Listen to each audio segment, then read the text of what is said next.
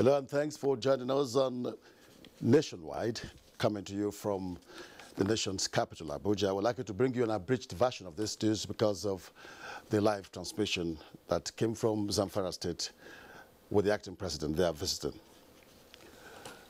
The acting president, Yemi Osinbajo, has granted audience to Pakistani children's education activist and youngest Nobel Prize laureate Malala Yousafzai, who is in the country for promotion of girl-child education.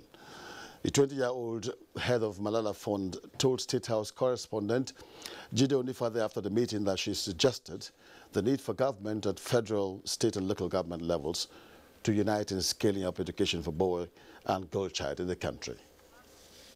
State of emergency for education, because the education of Nigerian girls and boys is really important, and the states, the government, the federal government and the local government, they all should be united for this.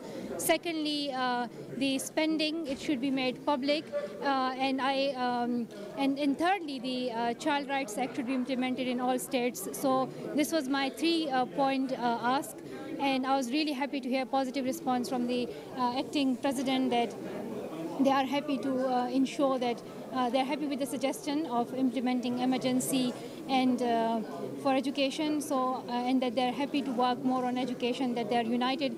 And I'm really happy to hear positive responses from the ministers as well. The Senate has assured Nigerians that the National Assembly will work with all arms of government to address issues causing agitation and disunity in the country. Deputy President Ike Ekweremadu gave the assurance while hosting pupils of Brick Hole School, Abuja, who were on peace and unity advocacy visit to his office. The government is doing everything possible to ensure that we are united as a country, that we live in peace and unity, so that when you grow up, you're going to inherit a better country, a country that's united, peaceful and progressive. Please. Okay. Leader of the delegation, Nicole Ila, said Nigerian children are worried over the continuous bickering and agitation in the country and called on the National Assembly to take necessary steps to ensure that Nigeria remains one. The need for the development and dissemination of alternative and counter-narratives to challenge terrorism and violent extremism has again been stressed by acting President Yemi Osinbajo. This was while receiving a delegation of the World Leadership Alliance, also known as Club de Madrid. State House correspondent Jide Onifade reports.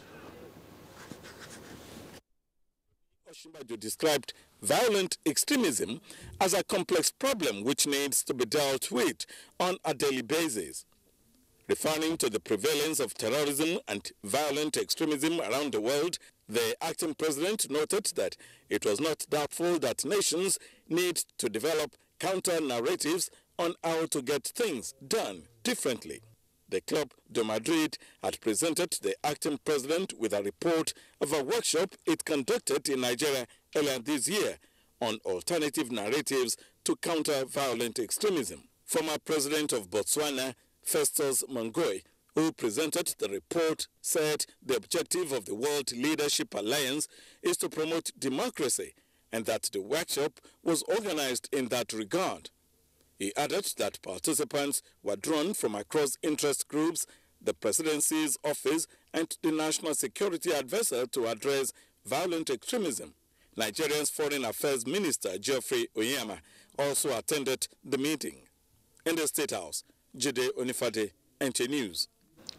Attorney General of the Federation and Minister of Justice, Abubakar Malami, has called on law officers in the various ministries of justice across the country to step up their functions so as to bring about a higher level of confidence in the nation's justice system. He stated this in a message to the opening of the second annual conference of the Law Officers of Nigeria.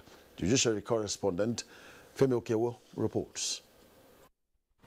When in prosecution, you hear about the case that is Attorney General of a state or of the Federation against any defendant, the law officers of Nigeria are the foot soldiers through which prosecution is enhanced. They are also the ones used to present government cases in civil matters too. And although they too largely depend on investigations by police or other related organizations, their level of proficiency in putting their case before the judges goes a long way in determining the pronouncement of the judges. So, when such a body of lawyers holds its annual conference, those concerned about the nation's justice system help to encourage better performance, which is what the Attorney General of the Federation and the President of the Nigerian Bar Association, Abubakar Mahmood, did at the opening ceremony. The public service is yearning for law officers that will command respect and enjoy the confidence of the Nigerian people. And we feel if the justice sector reforms are prioritized, they will go a long way in stabilizing, not only improving the justice sector, but stabilizing the country. President of the Law Officers Association of Nigeria is happy that the conference is creating the awareness needed both within the membership of the society and the Nigerian society generally. Everything in Nigeria, whether prosecution, whether in political sphere or religious sphere, has to depends on the Nigeria template. But I can tell you that we are not faring badly in terms of prosecution. In Abuja, Femi Okeowo, NTA News. Away from the judiciary, Minister of Communication Technology Adebayo Shitu says the proposed Information and Communication Technology ICT University will focus on ICT entrepreneurship development. He stated this when he received reports from a committee set up for the proposed ICT University in Abuja. Musa Abubakar reports that the committee concluded its work on the necessary input required for the establishment of ICT University in the country after exhausting the 6 weeks given to it. The minister explained that the funding and managing of the proposed university will be public and private sectors driven, commending the committee for their contribution to ICT development in the country. Assemblage of eggheads, the job would be done to satisfaction. Yes. Development of ICT, which eventually leverages on national, economic, and other growths. But this is going to be a specialized university. And we have been given the mandate to make it different from whatever we have had in the past, a specialized institution. The proposed ICT University, if realized, will promote ICT entrepreneurship and develop capacity needed to unlock the potentials of the ICT sector. 3 persons lost their lives in a flood disaster which occurred Tuesday in Dei town, a suburb of the Federal Capital Territory. Mitari Ikben reports that FCT Minister Mohammed Musa Bello has visited the area to commiserate with the people. Witnesses and officials of the FCT Emergency Management Agency, FEMA, said the torrential rainfall in Dei between 8:30 p.m. to 11 p.m. on Tuesday caused an overflow of the bank of River Pa and flooding in the area, leading to the death of 3 persons and destroying several buildings. We have recovered 3 bodies.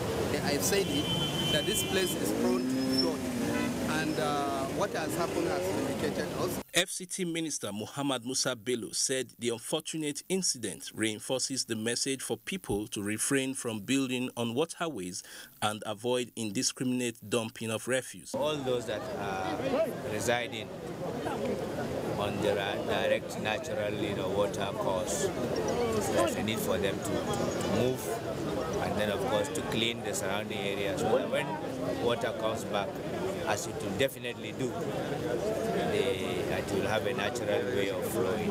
He directed the FCT Emergency Management Agency and the Buhari Area Council Administration to begin urgent sensitization of FCT residents on measures to prevent flood disasters.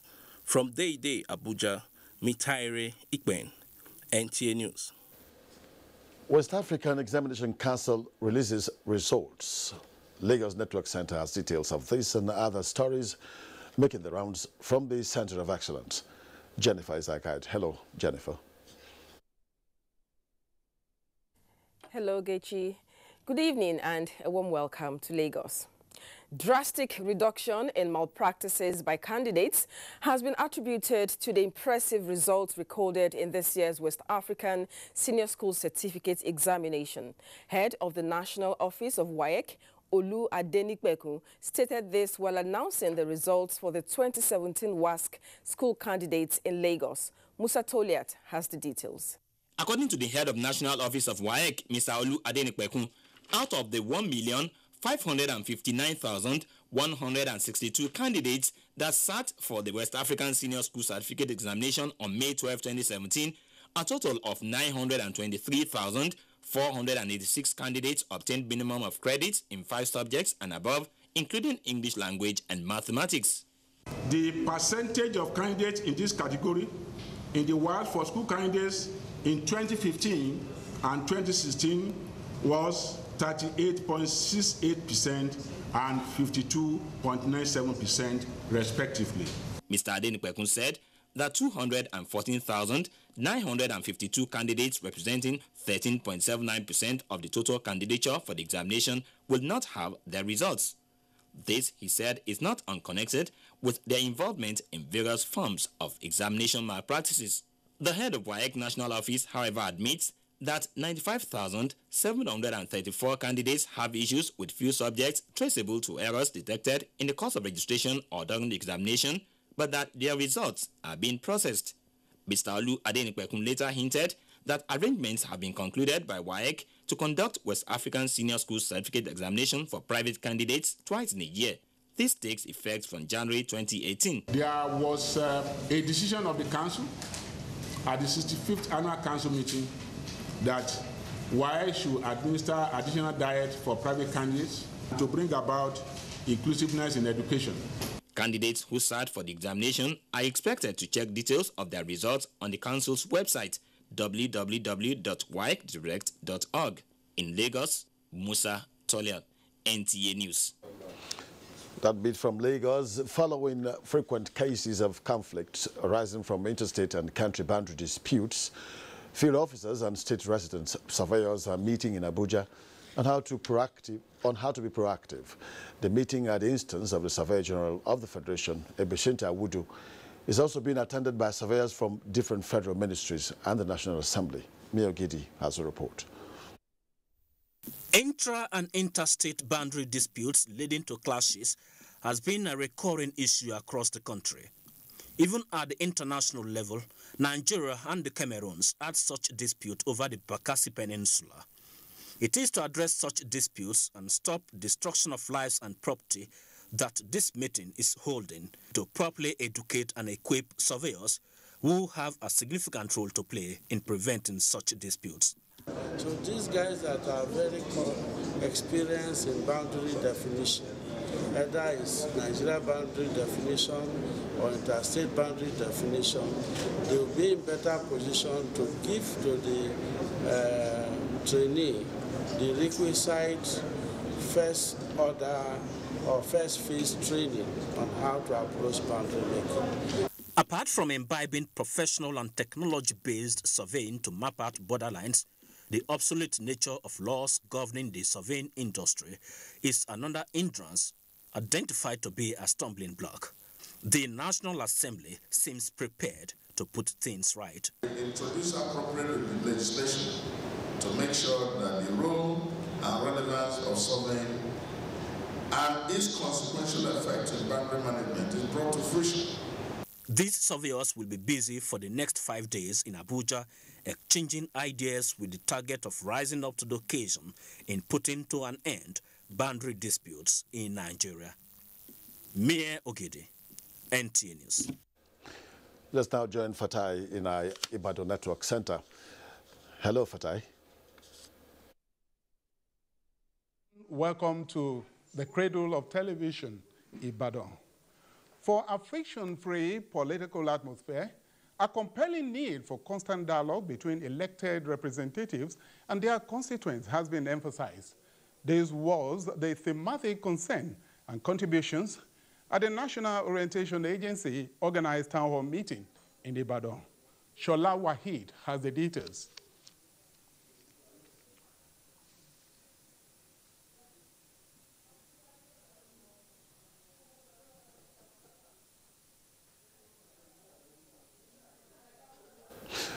Well, sorry, I think Ibadan appears to have some problems there. Nigerians have been urged to embrace dialogue as a means of fostering peaceful coexistence among the divergent groups in the country.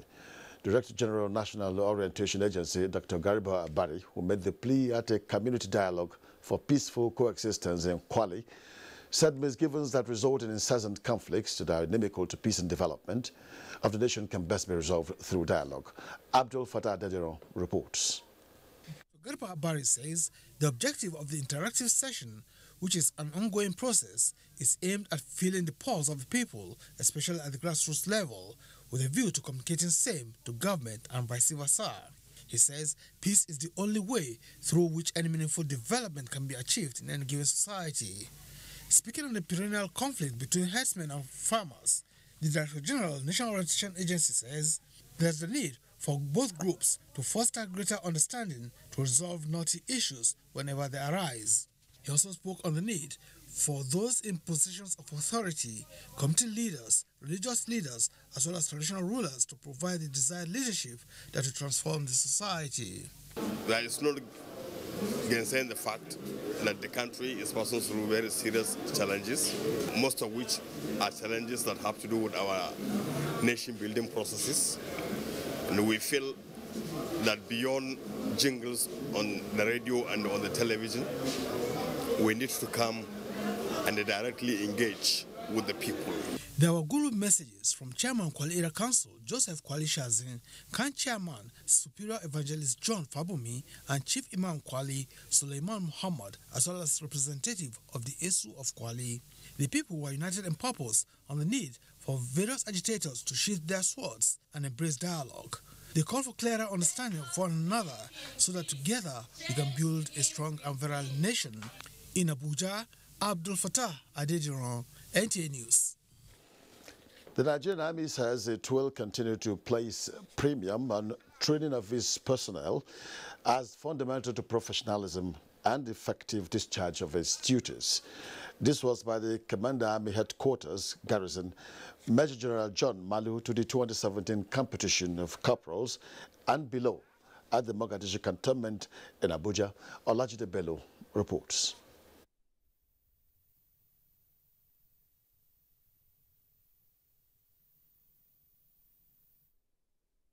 And the discharge of its constitutional roles. In view of the successes recorded in the fight against insurgency, Commander Army Headquarters Garrison Major General John Malu said the competition is designed to reshaping and reposition the participants to always be combat ready. The training is intended to raise a force that has high level of initiative, productive organizational abilities, and the form to improve leadership qualities that can be utilized in the discharge of her duties.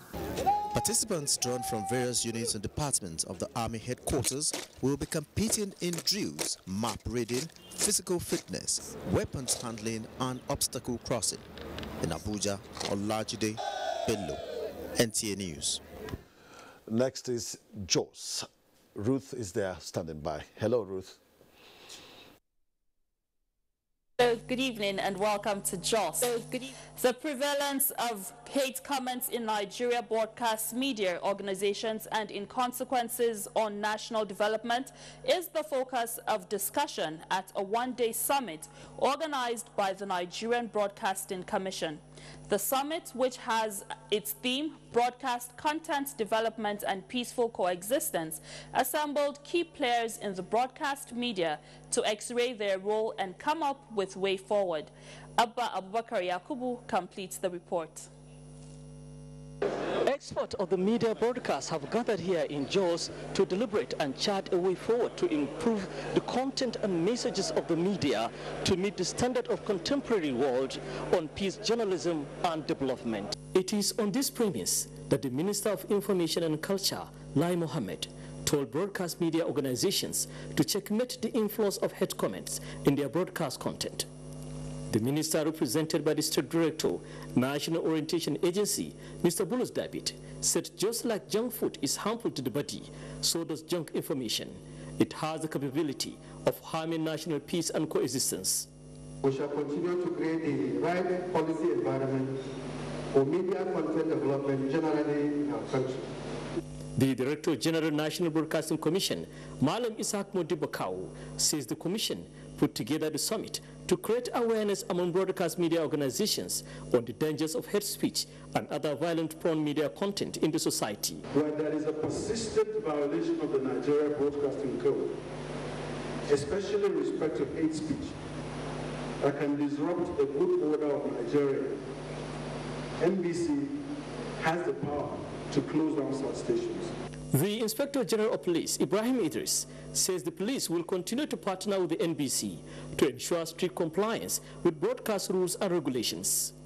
In their goodwill messages, Chairman Senate Committee on Information and National Orientation, Suleiman Adoke, and his counterpart from the House of Representatives, Mr. Timothy Golu, described the summit as apt and advised broadcast media organizations to check comments, actions, and tendencies that could endanger peace and unity of the nation. The Director General of NTA and that of FRCN, in their separate remarks, said national information carriers will continue to work towards broadcasting that is in line with ethical standards. In Jos, Abba Abubakar Yakubu, NTA News. And that's it from Jos. It's back to you in Abuja. Thank you very much. Now talking sports, former Nigerian 100 meters record holder Shenwu Ogunkoya calls on sports